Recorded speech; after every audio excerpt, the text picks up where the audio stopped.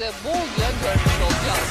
Türk Havacılık Motor Sanayi tarafından geliştirilen Türkiye'nin savunma ve havacılıkta bağımsızlık vizyonunu Donald Trump akhirnya memberi lampu hijau. Turki resmi bisa membeli mesin jet tempur buatan Amerika untuk Kaan. Kabar baik? Belum tentu. Karena justru disinilah muncul pertanyaan besar bagi Indonesia. Bukankah sejak awal Indonesia menginginkan Kaan yang bebas dari ketergantungan terhadap ITAR? Kalau mesin yang dipakai adalah GEF 110 buatan Amerika, apakah Indonesia tetap akan menerima konfigurasi tersebut? Atau justru memilih menunggu mesin asli Turki, TF35000, yang sampai hari ini masih dalam tahap pengembangan? Inilah dilema terbesar proyek Kaan yang justru jarang dibahas.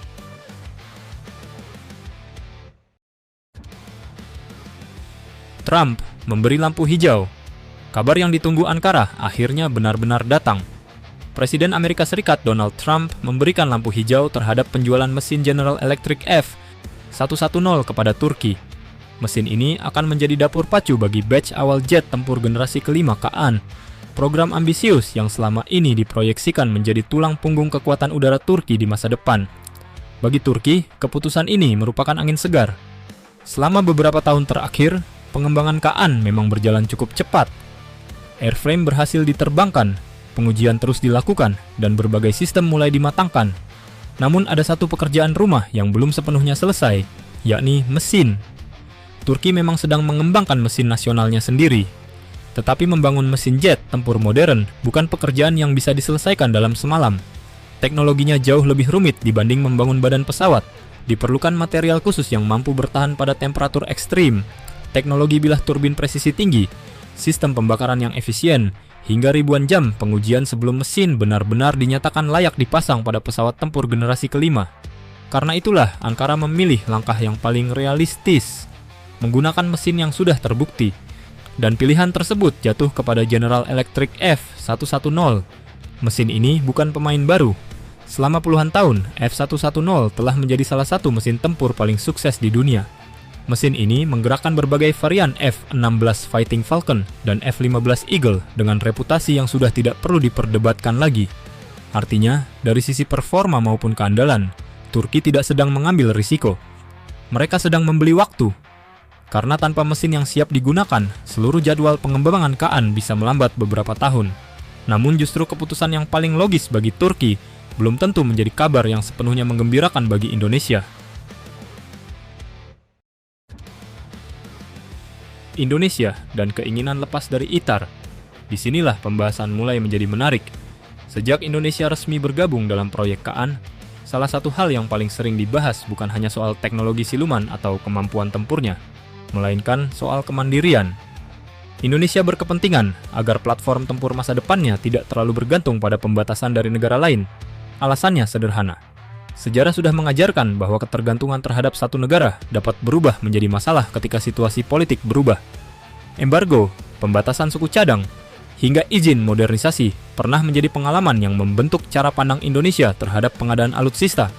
Karena itu, muncul istilah yang belakangan semakin sering terdengar, ITAR, International Traffic in Arms Regulations, sebuah regulasi Amerika Serikat yang mengatur penggunaan, ekspor, transfer teknologi, hingga komponen pertahanan buatan Amerika.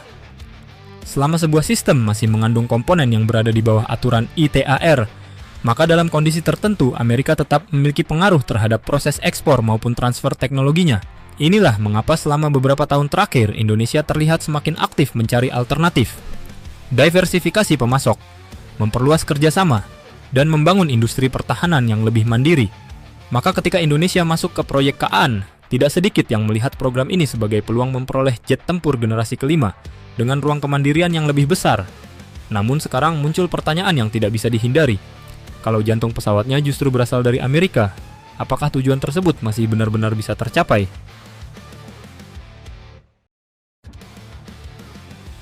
Apakah Indonesia akan menerima Kaan bermesin GEF 110? Jawaban singkatnya, bisa saja. Tetapi persoalannya tidak sesederhana memilih mesin.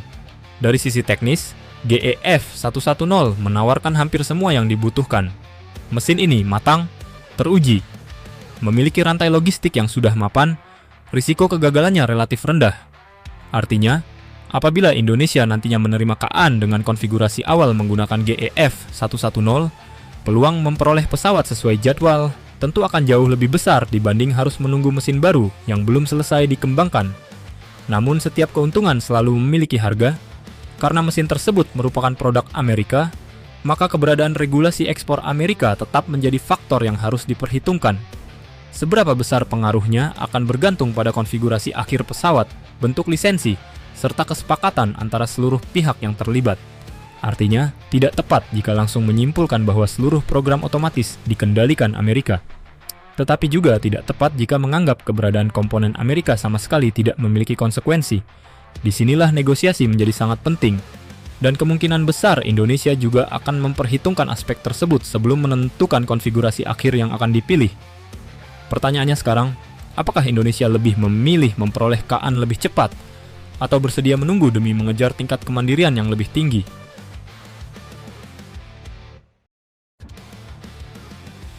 Menunggu mesin TF 35000, pilihan kedua memang terdengar jauh lebih menarik, yaitu menunggu mesin nasional Turki, TF35000.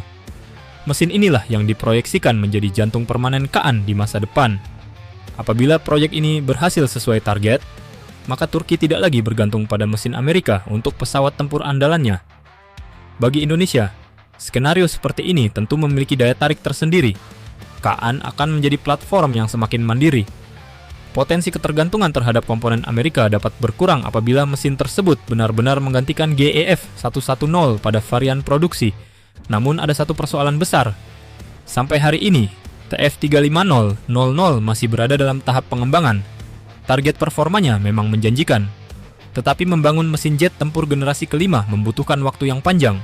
Harus melewati pengujian darat, pengujian udara, validasi umur pakai, keandalan, efisiensi, keselamatan, dan seluruh proses tersebut dapat memakan waktu bertahun-tahun.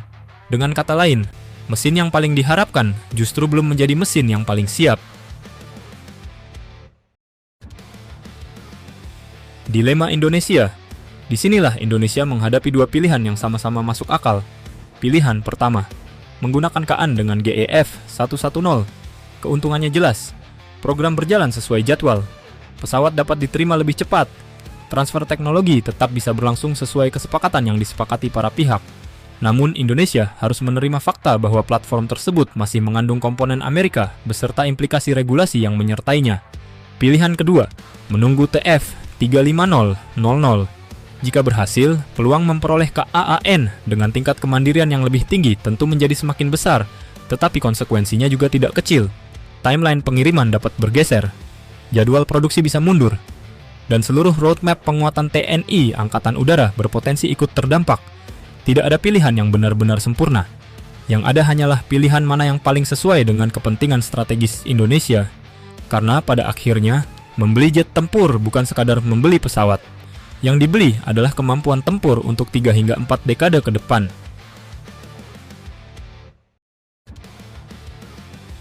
Jadi keputusan Turki membeli mesin GEF 110 sebenarnya bukan sebuah kemunduran, justru sebaliknya. Itulah langkah paling realistis agar program KAAN tetap berjalan sesuai jadwal sambil menunggu mesin nasional mereka benar-benar matang. Namun bagi Indonesia, persoalannya jauh lebih kompleks. Jakarta bukan hanya sedang memilih sebuah mesin, Indonesia sedang menentukan seberapa besar kebebasan yang ingin dimiliki dalam mengoperasikan, memodernisasi, hingga mengembangkan jet tempur generasi kelima di masa depan. Apakah Indonesia nantinya akan menerima KAAN dengan mesin GEF 110 sebagai solusi sementara? Ataukah memilih menunggu TF 35000 demi mengejar platform yang lebih mandiri? Hingga saat ini belum ada keputusan resmi yang mengonfirmasi pilihan tersebut.